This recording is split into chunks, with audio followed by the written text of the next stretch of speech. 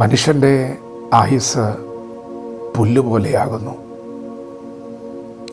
വയലിലെ പൂ പോലെ അവൻ പൂക്കുന്നു. കാറ്റതിന്മേലടിക്കുമ്പോൾ അത് ഇല്ലാതെ പോകുന്നു. അതിൻ്റെ സ്ഥലം പിന്നെ അതിനെ അറിയുകയില്ല. പ്രിയപ്പെട്ടവരെ, സകല മനുഷ്യരും ക്ഷണികരാണ്.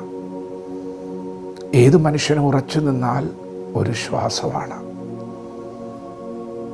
വയലിലെ പൂ പോലെ കാറ്റടിക്കുമ്പോൾ ഇല്ലാതെ പോകുന്ന ക്ഷണികമായ മനുഷ്യൻ. എന്നാൽ ഇന്ന് പകൽ നിങ്ങൾ നിരാശപ്പെടേണ്ട. വിശുദ്ധ വേദ പുസ്തകത്തിൽ ദൈവത്തിനിന്ന് പകൽ നിങ്ങളോടൊരു ശബ്ദമുണ്ട്. അങ്ങനെ അസ്തമിച്ചു പോകുന്ന മനുഷ്യരുടെ ഇടയിൽ ദൈവഭക്തനോട് ഒരാലോചനയുണ്ട്. ദൈവഭക്തന് ഒരു ശുഭ വർത്തമാനമുണ്ട്.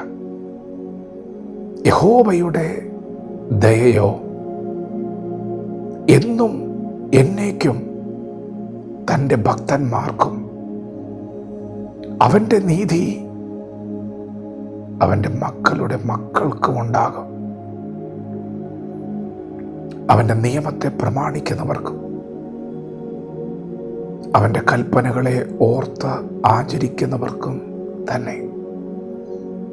പ്രിയപ്പെട്ടവരെ, മനുഷ്യരുടെ ജീവിതം ക്ഷണികമാണെങ്കിലും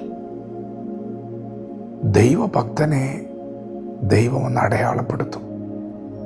ചരിത്രത്താളുകളിൽ അവൻ്റെ തലമുറയെ ദൈവം ഓർക്കും. ദൈവത്തിൻ്റെ ദയ അത് എന്നും എന്നേക്കും ഭക്തന്മാർക്കുണ്ടാകും. ദൈവത്തിൻ്റെ നീതി അവൻ്റെ മക്കളുടെ മക്കൾക്കുണ്ടാകും. എൻ്റെ നീതിയല്ല, സ്വന്തം നീതിയല്ല, ഹിസ് റൈച്ചസ്നെസ്, അവൻ്റെ നീതി. നിങ്ങൾക്കറിയാമോ, ഈ ഭൂമിയിൽ ദൈവം എന്നു മുതലാണ് മനുഷ്യരെ നീതീകരിക്കാൻ തുടങ്ങിയതെന്ന്? തൻ്റെ പുത്രനായ യേശു നമുക്കെല്ലാവർക്കും വേണ്ടി ക്രൂശിൽ തകർക്കപ്പെട്ടപ്പോൾ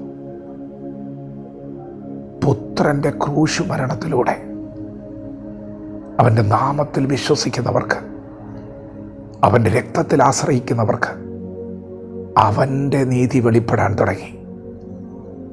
പ്രിയപ്പെട്ടവരെ, നമുക്കിന്ന് പകൽ വേണ്ടത് അവൻ്റെ ദയയാണ്. നമുക്കിന്ന് പകൽ വേണ്ടത് അവൻ്റെ നീതിയാണ്. കാറ്റടിക്കുമ്പോൾ ഇല്ലാതെ പോകുന്ന പുല്ലുപോലെ പൂ പോലെയൊക്കെ ക്ഷണികമായ എൻ്റെ ജീവിതം ഇന്ന് പ്രഭാതത്തിലും നിലനിൽക്കണമെങ്കിൽ തിരുവചനം പറയുന്നു, നാം മുടിഞ്ഞു പോകാതിരിക്കുന്നത് അവൻ്റെ ദയയാണ്. പിതാക്കന്മാർ പാടി, യഹോവയ്ക്ക് സ്തോത്രം ചെയ്യുവിൻ, അവൻ നല്ലവനല്ലോ, അവൻ്റെ ദയ എന്നേക്കുമുള്ളത്. പ്രിയപ്പെട്ടവരെ, ഇന്ന് പകൽ നിങ്ങൾ ആ നിയമത്തെ ഓർക്കണം. ആ നിയമം യേശു തൻ്റെ രക്തം കൊണ്ട് സ്ഥാപിച്ച നിയമമാണ്. ഇന്ന് പകൽ നിങ്ങൾ ആ കൽപ്പനയെ ഓർക്കണം. എന്താണ് ആ കൽപ്പന? ദൈവപുത്രനായ യേശു ക്രിസ്തുവിൽ വിശ്വസിക്കാം, എന്നാൽ നീയും നിന്റെ കുടുംബവും രക്ഷ പ്രാപിക്കും.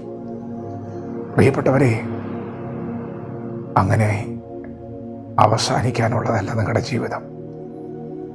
വിശ്വസിക്കുന്ന നിങ്ങൾക്ക് മാന്യതയുണ്ട്, അനുസരിക്കുന്ന നിങ്ങൾക്ക് മാന്യതയുണ്ട്. ഭക്തനെ ദൈവം അടയാളപ്പെടുത്താൻ പോവുകയാണ്. ഭക്തന് ദൈവം സാക്ഷ്യം കൽപ്പിക്കാൻ പോവുകയാണ്.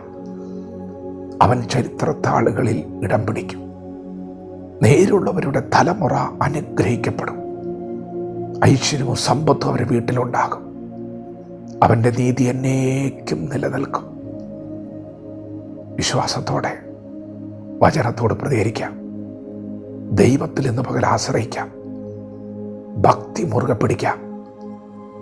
ദൈവം നമ്മെ ഓരോരുത്തരെയും പകൽ അനുഗ്രഹിക്കുമാറാകട്ടെ. ആമേൻ.